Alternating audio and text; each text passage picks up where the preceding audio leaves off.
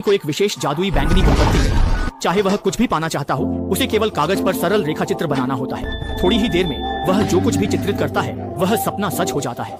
चाहे वह लाखों की कीमत का बड़ा बंगला हो, उसके छोटे से हाथ की एक साधारण रेखा से वह तुरंत उसे सड़क पर स्थानांतरित कर सकता है। और मोमबत्ती का दूसरा सिरा और भी डरावना है। केवल उसके द्वारा चित्रित इमारत की ओर हल्का सा खींचने से अचानक सड़क पर प्रकट हुआ बंगला तुरंत गायब हो जाएगा। अपने छोटे भाई को इस मोमबत्ती की ताकत दिखाने के लिए आदमी ने कागज पर एक सोने की छड़ी का चित्र बना दिया, लेकिन इंतजार के बाद भी सोने की छड़ी नहीं हुई। छोटा भाई चिंतित हो और उसने सीधे कागज को गेंद की तरह मोड़ा, बूढ़े के सिर पर गिरा दिया।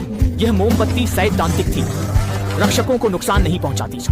बूढ़ा गुस्सा होने ही वाला था। दोनों ने स्वीकारा यह उनकी गलती नहीं थी। स्वच्छता। बूढ़ा सबूत जांचते हुए जवाबदेही मांगने लगा, लेकिन जैसे ही उसने ऊपर देखा, उसने अपने सपने देखना बंद कर दिया और तुरंत उसे अपनी जेब में डाल लिया।